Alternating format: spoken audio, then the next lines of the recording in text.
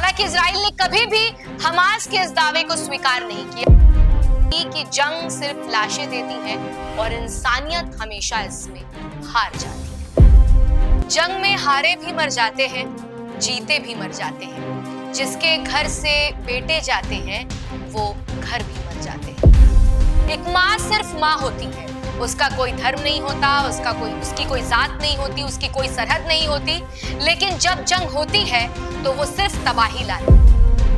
कल हमास ने इजराइल को 4 शव लौटा कैसे जीने के लिए मजबूर किया गया होगा। उस छोटी सी जिंदगी को इतनी जल्दी तोड़ दिया गया कि जिसे खेलने, सीखने और मुस्कुराने का हक था। इजराइल और फलस्तीन की जंग की कहानी को आपने भी देखा, हमने भी देखा।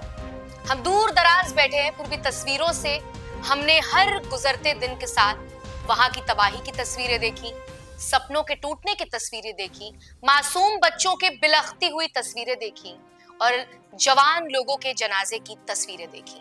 इन तमाम तस्वीरों को देखने के बाद मैं आज वीडियो इसी से शुरू करना चाहती हूँ। जंग में हारे भी मर जाते हैं, जीते भी मर जाते हैं।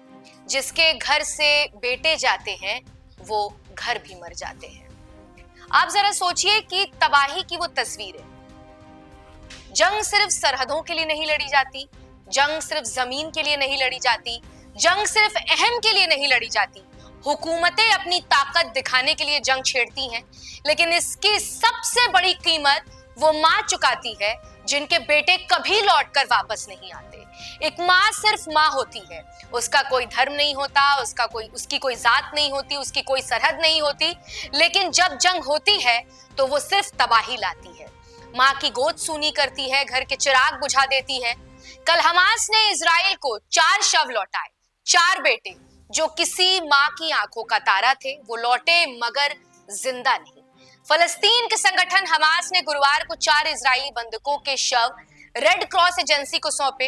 इनमें श्री बीबास और उनके 2 छोटे बच्चे एरियल बीबास और कैफिर बीबास शामिल हैं, जिनकी उम्र उस समय सिर्फ 4 साल 9 महीने की थी जब उन्हें 7 अक्टूबर 2023 को बंधक बनाया गया था। ये बच्चे, जिनकी शायद अब तक कहीं बात नहीं हो रही थी, अचानक काले अध्याय का एक हिस्सा बन गए।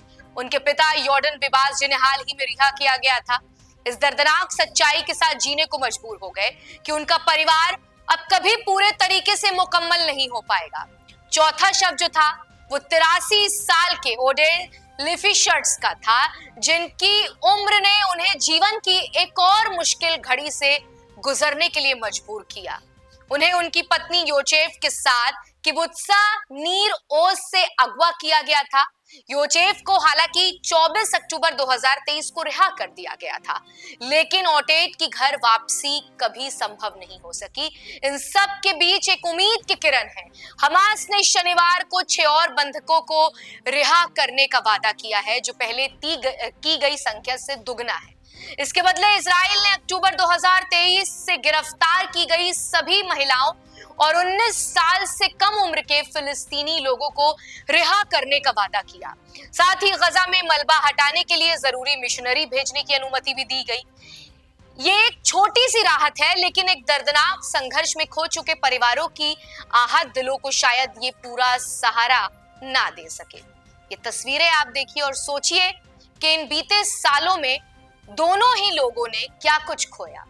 कैफिर जब उस बंधक को बनाया गया था तब वो सिर्फ 9 महीने का बच्चा था। वो हमास के कब्जे में सबसे कम उम्र का बंधक था। एक नन्हे से बच्चे की मासूमियत अब हमेशा के लिए कैद हो गई थी। किसी के लिए ये सोच पाना मुश्किल है कि एक छोटे बच्चे को एक अजनबी दुनिया में दर्द और डर के बीच कैसे जीने के लिए मजबूर किया गया होगा। उस छोटी सी जिंदगी को इतनी जल्दी तोड़ दिया गया कि जिसे खेलने, सीखने और मुस्कुराने का हक था। नवंबर 2023 में हमास ने दावा किया था कि श्री और उनके दोनों बच्चों को इजरायली बमबारी से मौत हो गई थी। उस समय यार्डन बीबास को ये यकीन करने की उम्मीद थी कि उनकी पत्नी और उनके बच्चे किसी सुरक्षित जगह पर हैं, लेकिन उस काले दिन में ये घातक सच्चाई सामने आई कि उसने कभी अपना परिवार दोबारा नहीं पाया।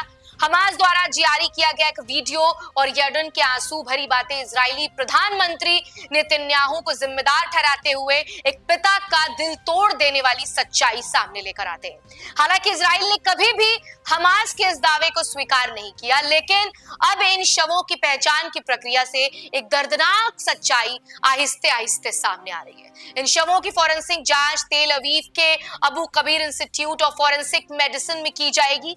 इस प्रक्रिया का हर कदम एक परिवार की उम्मीदों और दर्द के बीच लकीर को गहरा करेगा। ये सिर्फ शवों की पहचान का मामला नहीं है, बल्कि ये एक पिता और एक परिवार की खोई हुई दुनिया का हिस्सा है, जो कभी साथ थे, अब सिर्फ यादें और अफसोस के रूप में बचे हुए हैं। हर जंग का यही अंजाम होता है, कोई जीते या हारे, माताओं की आंखों से आंसू कभी नहीं सूखते। क्या दुनिया कभी समझेगी कि जंग सिर्फ लाशें देती हैं और इंसानियत हमेशा इसमें हार जाती है? तो आपने ये पूरी कहानी सुनी और इस पर विचार जरूर करिएगा।